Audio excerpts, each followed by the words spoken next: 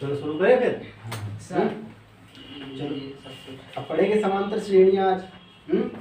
देखो समांतर श्रेणी को ध्यान रखना है, क्या होता क्या है इसमें। ठीक, ऐसे लिखते हैं समांतर श्रेणी। ठीक, बात समझो इसको। यहाँ पर लिखा है समांतर, समांतर इस शब्द को समझो पहले, यहाँ से देखो। ठीक, इसमें तुम्हें दो चीजें मिलेंगी। ठीक, एक मिलेगा समान, क्या मिलेगा, समान, और दूसरा मिलेगा अंतर। ठीक, दो शब्दों से मिलकर एक शब्द बना है ये समांतर। ठीक, और श्रेणी का मतलब होता है एक क्रम। ठीक, कई चीजें मिली होंगी, कई टर्म होंगे, कई पद होंगे इसमें। ठीक, तो पद तो मैंने तुम्हें बताए थे, जो बहुपद पढ़ा था हमने। जब बहुपद पढ़ा था तो उसमें हमने टर्म पढ़े थे, पद कितने हैं। तो इसी तरीके से इसमें बहुत सारे पद होंगे। तो ये जब कई सारे पद एक क्रम में लगा दिए जाते हैं, एक के बाद एक के बाद एक के बाद, तो वो श्रेणी कहलाती है। क्या कहलाती है? श्रेणी कहलाती है। ठीक, और ऐसी श्रेणी जिनके दो पदों के बीच, किन्हीं भी दो पदों के बीच अंतर कैसा हो, समान हो, ये कैसी श्रेणी होगी? समांतर श्रेणी। एक ऐसी श्रेणी जिनमें किन्हीं दो पदों के बीच का अंतर क्या रहे, बराबर रहे। किन्हीं दो पदों का मतलब यह है कि क्रम से होने चाहिए। ये नहीं पहला पद उठा लिया और चौथा उठा लिया, फिर देख रहे हैं उनके बीच में, फिर कह रहे हैं तो बराबर ही नहीं है, क्या करें, तब नहीं बनेगा। जैसे एग्जांपल देखो, 1 2 3 4 5 6 7 8 और इस तरीके से डॉट लगा देगा, तो डॉट का मतलब ये चल रहा है आगे तक, सीरीज चल रही है श्रेणी। ठीक, हाँ, इतने भी ले सकते हैं हम, 10 पद ले लें, 5 पद ले लें, 6 पद ले लें। ठीक, समझते हैं इसको बात को। यहाँ क्या कह रहा है, कोई दो पद, हमने क्या बोला, कोई दो पद। तो कोई दो पद ये नहीं मतलब हमने ये ले लिया अब हमने ये ले लिया, हमने कि कोई दो पद बोले थे सर ने, तो हम कोई दो पद ले लेते हैं। तो पहला ले लिया, ये ले लिया, इसके बीच में अंतर देखा कितने, 4 आ गए। ठीक, अब कोई दो और पद ले लो, तो इनके बीच में 1 आ रहा है, तो कह रहे बराबर नहीं आ रहा, सर ने गलत बता दिया। ठीक, ऐसा नहीं। कोई दो पद का मतलब यहाँ है कि कोई दो पद लोगे लेकिन वो क्रम से होंगे। ठीक, जैसे कहीं पर भी लोगे, ये दो टर्म ले लो, या फिर ये दो टर्म ले लो, या फिर ये दो पद ले लो, या ये दो पद ले लो, या फिर इसके आगे वाला ले लो और इसको ले लो। क्रम से जब दो पद लिए जाएंगे तो उनके बीच का अंतर कैसा होगा, समान होगा, हर जगह बराबर होगा। अब देखो बात यहाँ समझो, हमने ये दो पद ले लिए, इनके बीच अंतर कितना है, एक का अंतर है। ऐसे ही अगर हमने ये वाले दो पद ले लिए, इनके बीच भी अंतर कितना है, एक। ठीक, अगर एक ये वाला पद ले लिया तो इसके बीच भी अंतर कितना है, एक। तो इस तरीके से हम कितना भी कहीं भी देखेंगे तो इनके बीच अंतर कितना मिल रहा है, एक। तो हम इसको कह सकते हैं हर जगह अंतर कैसा है, समान। कैसा है, समान। जब हर जगह अंतर कैसा मिलेगा, समान मिलेगा, तो वो कैसी श्रेणी कहलाएगी, समांतर श्रेणी। बात समझ गए?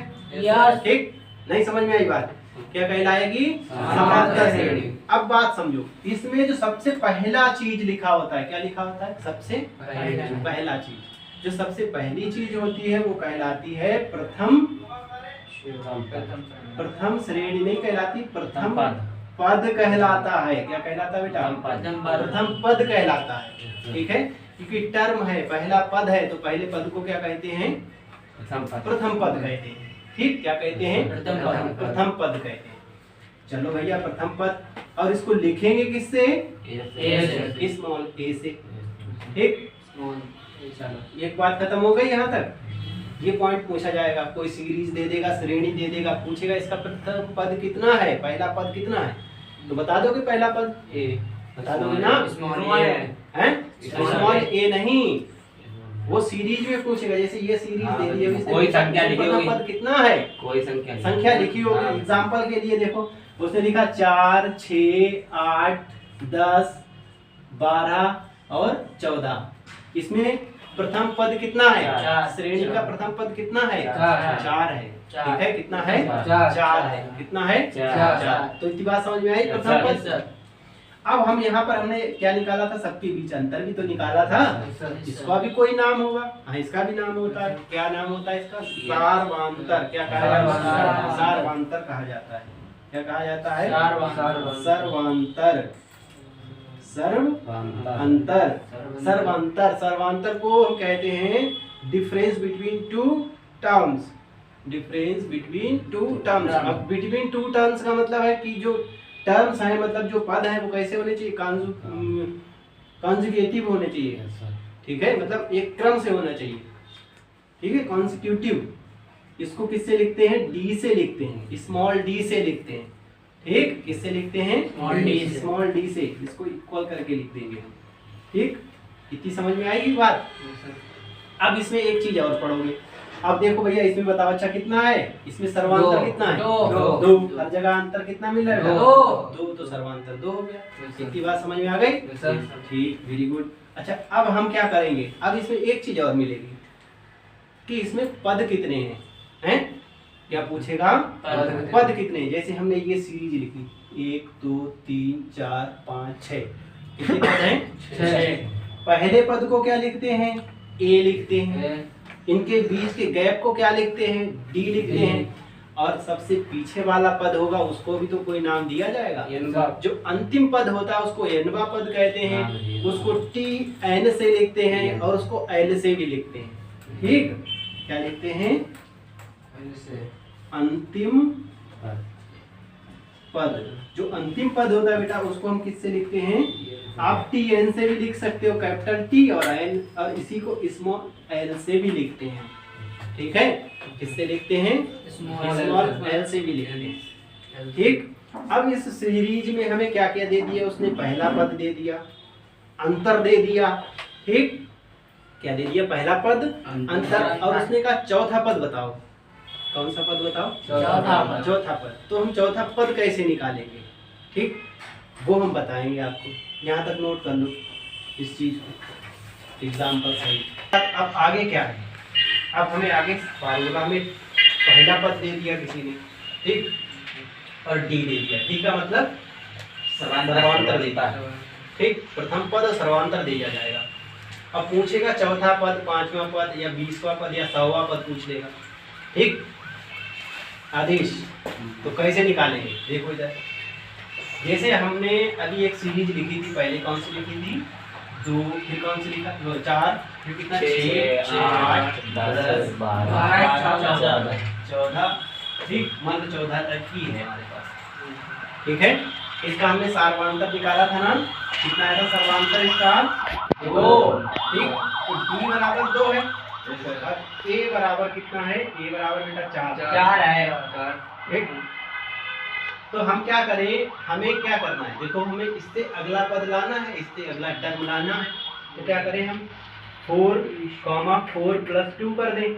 यस सर, अगला टर्म मिल जाएगा। जितना इसमें डिफरेंस है, जितना इसमें अंतर है, सर्वांतर जो है, उसको जोड़ते चले जाओ, उससे अगली वाली टर्म मिलती चली जाएगी। ठीक, बात समझ रहे हो? हैं? एक बार जोड़ दिया, फिर इसमें देखो, इसको कैसे लिखेंगे? इसको हम ऐसे लिखेंगे 4 + 4 हैं। अब इस 4 और इसको कैसे लिखेंगे? 10 को 4 + 6, और इसको कैसे लिखेंगे? 4 + 8, और इसको कैसे लिखेंगे? 4 + 10, मतलब 4 + 10। इतनी बात समझ में आई? आ गई। अब हमारे ये सीरीज अभी हम क्या कर रहे हैं? हम इसको पहले पद और जो हमें सर्वांतर दिया है उसकी सहायता से किसी तरीके से निकालना सीख रहे हैं। ठीक, तो ए, ठीक, और ये तो बन गया a + d। यहाँ तक काम सही हो गया। अब इस 4 को क्या हम अगर 2 × 2 लिख दें तो कोई गलत बात है? 4 को हम a लिख देंगे और इस 4 को कितना लिख देंगे? 2 × और दूसरा जो 2 है उसको हम अगर d लिख दें तो कोई गलत बात है? नहीं है ना? सही बात है। ऐसे ही इसको 6 को कितना लिख सकते हैं? 3 × 2 लिख सकते हैं ना? अब 4 को कितना लिख सकते हैं? 2 4 जो है वो a के टर्म में चल रहा है। यहाँ पर क्या करो? प्लस, दो 3 है, 3 को ऐसे लेने, 2 को कितना लिख लो बेटा, डी मिला। ठीक, तो ए और डी, ए डी के अलावा और कोई नहीं आ रहा है, मतलब हमें अगर ए दिया जाएगा, डी दिया जाएगा, तो उसकी सहायता से हम एक समांतर श्रेणी तैयार कर सकते हैं। ठीक है, ए प्लस ऐसे यहाँ पर लिख दोगे ये ए प्लस 4d, फिर ए प्लस 5d। ठीक, अब समझो, ये पहला टर्म था बेटा, ये पहला टर्म था यहाँ पर, ये दूसरा था, ये तीसरा टर्म था, ये चौथा टर्म था, ये पांचवा टर्म था, और ये छठवां टर्म। इतनी बात समझ में आई? देखो, पहले टर्म में कोई डी जुड़ा नहीं जुड़ा, दूसरे में एक बार जुड़ा, तीसरे में 2 बार जुड़ा, चौथे में 3 बार जुड़ा, और पांचवे में 4 बार जुड़ा। तो इसका मतलब हमें यहाँ से पता लग रहा है कि अगर हमें कोई सीरीज बनानी है, कोई श्रेणी बनानी है, तो क्या करना है, पहला पद जो है हमारे पास, उसमें क्या करो, एक कम जोड़ दो, वही टर्म आ जाएगा। जैसे हमें क्या दे दिया जाए, फॉर एग्जांपल एक लेते हैं, a बराबर किसी ने दिया 6 और d बराबर दिया 3, और हमसे पूछा कौन सा टर्म, बेटा हमसे पूछा इसने 8वां टर्म। ठीक, कौन सा टर्म पूछा, कैसे निकालेंगे? यहाँ देखो इसको ध्यान से, जब चौथा टर्म था तो हमने कितने बार डी जोड़ा, 3 बार, मतलब 3 से मल्टीप्लाई करके। यहाँ कौन सा पूछ रहा है, 8, तो कितने बार जोड़ोगे, 7 बार, एक कम, एक कम, कैसे, 7d, a प्लस 7d, कैसे जोड़ेंगे, a प्लस 7d जोड़ेंगे। ठीक है, एक कम जोड़ना है। बात समझ में आ गई? अब वो आपसे कहेगा कि 10वां पद निकालो, 5वां पद निकालो, 20वां पद निकालो, जितना भी पद पूछेगा निकाल लो। एक कम पद जोड़ना, एक कम डी को एक कम जोड़ना, 20वां पूछे तो 19d जोड़ना है। ठीक, अब इसमें ए की जगह कितना रखोगे, 6, और 7 की जगह 7, डी की जगह कितना, 3, कितने हो जाएंगे, 6 कम 6, 7 21 और 6 कितना, 27। आंसर, इतनी बात समझ में आई? ठीक, तो अब इस टाइप के क्वेश्चन पूछे जाएंगे। तो हमारा यहाँ से फार्मूला अगर हम चेक करें, फार्मूला बनाए, इसको सूत्र बनाए, तो कैसे बनाएंगे, तो हम इसको बोलेंगे कि ये हमारा जो यहाँ पे लिखते हैं, ठीक, फार्मूला, nवां पद निकालना है। कौन सा निकालना है बेटा, nवां पद निकालना है। तो nवें पद के लिए क्या करेंगे, a plus n-1 into d। n-1 का मतलब यही एक कम, ठीक है। n की वैल्यू कितनी भी हो सकती है, 1 हो, 2 हो, 3 हो, 4 हो, 5 हो, ठीक, ऐसे। नई बात समझ में आई? ये n का मतलब है कि पद है वो 5वां 6वां ऐसे, ठीक। n का 6वां पद पूछ लिया तो एक कम ही तो रखते हैं, तो वही एक कम हम रखते चले जा रहे हैं। वही एक यहाँ पर दिखाई दे रहा है, यहाँ पे दिखाई नहीं दे रहा था, वन कम हो रहा था लेकिन दिखाई नहीं दे रहा था, लेकिन यहाँ दिखाई दे रहा है, तो इससे डरना नहीं है, ठीक। तो हमारा फार्मूला बनके तैयार हो गया। ये फार्मूला उतार लो और ये एग्जाम्पल उतार लेना, ठीक। उसके बाद 2-4 क्वेश्चन इस पे हम करते हैं, ठीक है। किताब पे पेज नंबर निकालो 109, और इसमें क्वेश्चन नंबर 2 जो है, इसमें आपको ए दिया है और डी दिया है, हर जगह दिया है, देखो है ए और डी दिया है। तो यहाँ से क्या करना, सीरीज बनानी है, हमें समांतर श्रेणी लिखनी है। प्रथम 4 पद लिखने हैं, ठीक है, पहले 4 पद लिखने हैं, ठीक। तो बताओ इसमें से हम कौन सा बता दें, पहला बता देते हैं, ठीक। चलो, दूसरे का पहला, ए बराबर कितना 10, बी बराबर कितना 10, ठीक है। क्या करना है, 4 टर्म लिखने हैं, 4 पद। जब 4 पद लिखने हैं शुरुआत के तो बहुत आसान है। क्या होता है, हमने क्या बताया था, यहाँ पर जो पीछे निकाली थे अभी, a comma a plus D, फिर a प्लस 2d, फिर a 3d। हो गए देखो 4 पद, यस सर, हो गए 4 पद, हो गए। पहला पद, दूसरा पद, तीसरा और चौथा, बस खत्म। 4 ही तो पद लिखने, a की जगह कितना लिखोगे 10, फिर क्या करना है 10 प्लस 10 फिर क्या करना है 10 प्लस दुगना, इसका दुगना 20 20, फिर कितना 10 प्लस 30, इसका 3 गुना 30, तो ये कितने हो जाएंगे 10, ये कितने हो जाएंगे 20, 20, ये कितने हो जाएंगे 30, 30, और ये कितने हो 40, जाएंगे 40।